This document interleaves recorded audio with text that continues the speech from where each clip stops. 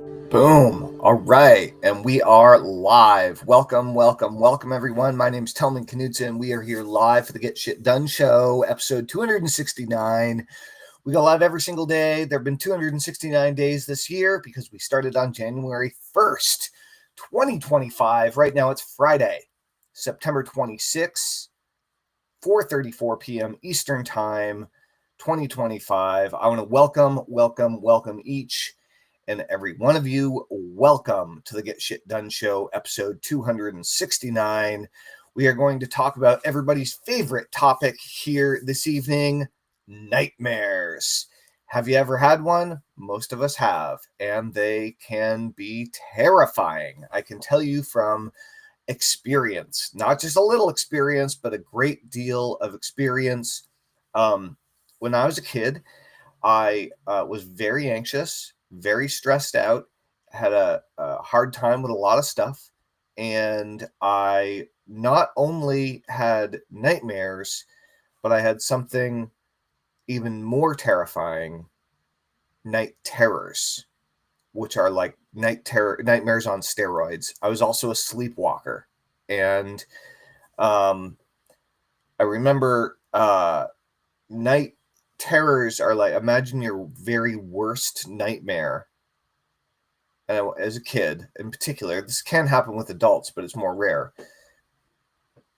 Waking up physically from your worst nightmare. You sit up in your bed, your heart's racing, your palms are sweaty, you're scared out of your mind, the adrenaline is pumping, except your body's awake, but your mind and your vision and all of your senses are still fully engrossed and experiencing the nightmare, because your brain has not shifted back to wide awake, alert, normal consciousness. It is caught in dreamland.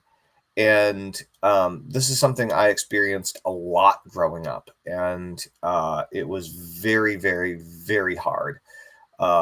So I know what it's like to be terrified by nightmares. Nightmares can cause people of any age to suffer. Young children, of course, are prone to nightmares, and adults can be too. I want you to know a few things about nightmares. Number one is there are biological reasons that you might be having nightmares. There are allergies that you may be having to food that you're eating that are causing you to have nightmares. There are numerous reasons you could be having nightmares. It could be trauma. It could be your subconscious trying to tell you something, which in my experience, it tends to be the case. So I'd like you to think about dreams as your subconscious having an opportunity to whisper to you, to tell you something. Because most of the time, your conscious mind, the you that you think of as you, your name, I'm Tellman, that's my conscious, right? My ego, myself, who I think of myself as the one in control of this body that's walking around in theory, right? I'm Tellman, that's who I am. Who you are is you. And the subconscious mind is in charge of keeping your heart beating, keeping you breathing, keeping your body moving, all of your reflexes, keeping you alive, keeping you safe, always on alert, always paying attention. It's like it's really running the show. Your subconscious is even deciding what you can and can't think about, what you can and can't pay attention to, what does or doesn't even get into your awareness at any given point. Your subconscious is the gatekeeper. So while we think we're in charge, our subconscious is in charge of everything we see, everything we hear, everything we feel, everything we experience, and everything we think. But the conscious is the one with the mouth, right? The conscious is the one who thinks it's here. The conscious is the one who's driving the taxi day to day through the traffic, right? And our conscious is the one that decides where we work, Our conscious is the one that decides what we're going to eat when we're making this decision to a certain degree, right? It gets given a certain number of choices. Our conscious is the one that at least feels like it's making the choice. The problem is that the subconscious usually doesn't speak through the conscious. And the subconscious often will speak or communicate through the conscious through the form of resistance, through the form of holding you back, self-sabotage, limiting beliefs, these types of things where you could be achieving more. You could be in better shape, but you're not. You could make more money, but you're not. You could have a better job or you could have a better business, but you don't. You could be treating your boyfriend or your girlfriend better, but you aren't. You could be taking care of yourself better, but you aren't. You could be spending more time and more attention on your spiritual or religious practice, but you don't, right? You could be spending more time with your kids and you could be more present with them, but you choose not to, right? Why?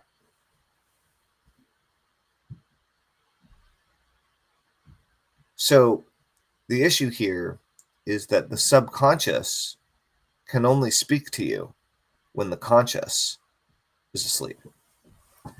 When does this happen?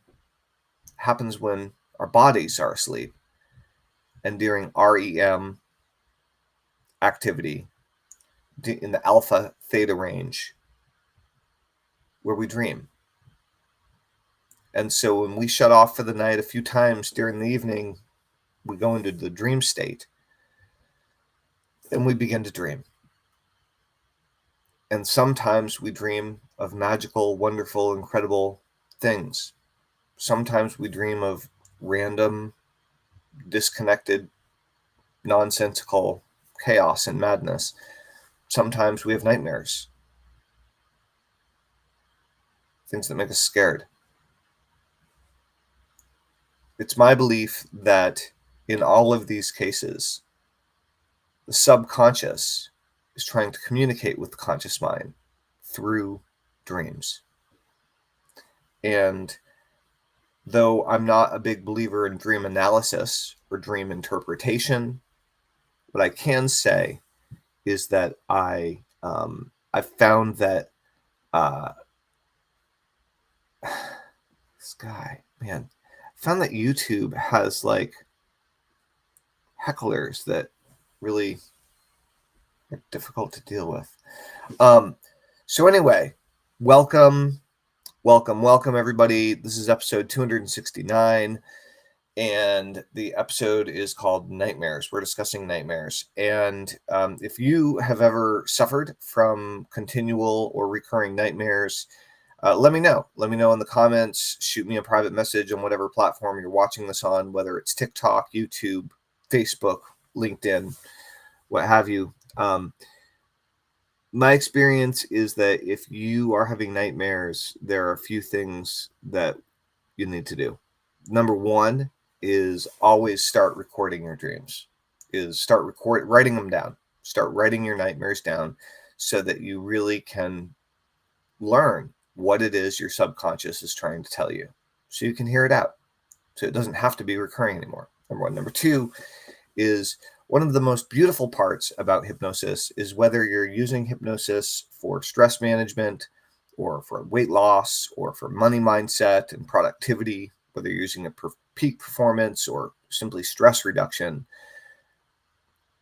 or maybe even you're using it for sleep. In most cases, most people, no matter what they're using hypnosis for, find a sense of decreased stress and improved sleep for almost everyone. So as you learn hypnosis, as you learn how to move from wide awake alert consciousness through the hypnagogic state and into deep sleep and back again, purposefully and intentionally, it's like learning how to drive a manual car instead of being stuck only with automatic. You have a great deal more control and influence and ability to really move your brain waves, your brain frequencies, and what state of awareness you're in purposefully rather than just on reflex and just automatically. So just by practicing hypnosis, whether you're seeing a hypnotist or a hypnotherapist, whether you're listening to recordings and what have you, that action gains you more ability to manage and work with your own mind and brain and how it functions. So I encourage you to do that. Of course, there are lots of great supplements that you can take that can help with sleep. I'm not a big fan of obviously listen to your doctor. I'm not a big fan of prescription medication. I'm also not a big fan of over-the-counter medication unless it's absolutely necessary. There are so many other options. One of my best-selling hypnosis sessions of all time is called the Sleep Switch, and it's helped so many people sleep well. So, hypnosis for sleep is a very, very powerful and effective tool and mechanism, and you can use it in order to understand and then let go of the nightmares and start having a peaceful, sound, wonderful night's sleep again. So if you enjoyed today's session, if you enjoyed today's video, if you like the topic, please like or love this video on whatever platform you're watching on. Please follow me on whatever platform you're watching on. Share this video with someone you know who suffers from insomnia or has nightmares. And if you want more Get Shit Done, then come join us at getshitdone.com. We will help you get shit done. Finally, if you want to schedule in a private session, if you want help with any of the stuff you're dealing with, then please, by all means, Mathori says, I'm trying to overcome my social anxiety. Any advice? Mathori, I totally would give you some advice, 100%. Number one, any type of anxiety, generally speaking, hypnosis or hypnotherapy is a wonderful, wonderful option.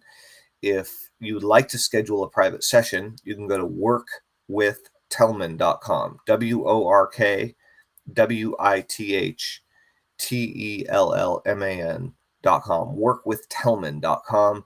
If you want to schedule a private session, I could directly help you with that. In terms of overcoming social anxiety, I would do two things. Number one is I would find someone to go out with at least once a week, schedule it in and always do it. Basically get an accountability buddy, somebody who is perhaps more extroverted or more socially adept than you are, and make them hold you to going out at least once a week in order to force yourself into social situations where you feel uncomfortable. That's number one, is basically practice being uncomfortable. That's my single biggest piece of advice for you. Number two is, as I said, hypnosis is a really, really great solution. I have several hypnosis sessions on this channel that you can just listen to. So check that out. And number three is I would recommend exercise. Exercise will make you feel great. Exercise will make you feel more comfortable. I would recommend vigorous exercise. I would recommend cardiovascular exercise, and that you do it on a regular basis. Simply exercising will reduce your stress and make you feel better. If you're not eating extremely well, eat organic, eat at least 3 meals a day, high protein, low carbs, lots of vegetables, lots of clean meat, right? Or something similar based on whatever it is you're dealing with. So, Mathori, those are some suggestions that I have for you off the top of my head. But yeah, if you want to book a session, go ahead and go to workwithtellman.com, and I'd be happy to help you out. All right, guys, I think that is about all for now. My name is Tellman Knudsen. You are here for the Get Shit Done Show, episode 269. Tonight, we were talking about nightmares. If you're having nightmares or you know someone who is, please send them my way. I'm sure we could help to reduce or even eliminate the nightmare problem. There are several different ways of addressing that, and hypnosis is one of the most effective tools for helping people to sleep better. So, highly recommended. I'm a product of hypnosis, and I love it, especially for helping people out with sleep-related topics and issues. So, thank you for joining me here this evening. I hope you guys have an absolutely fabulous Friday night, and I will see you tomorrow for episode 270 of the Get Shit Done Show. My name's Tellman Knudsen. Over and out. Bye, guys.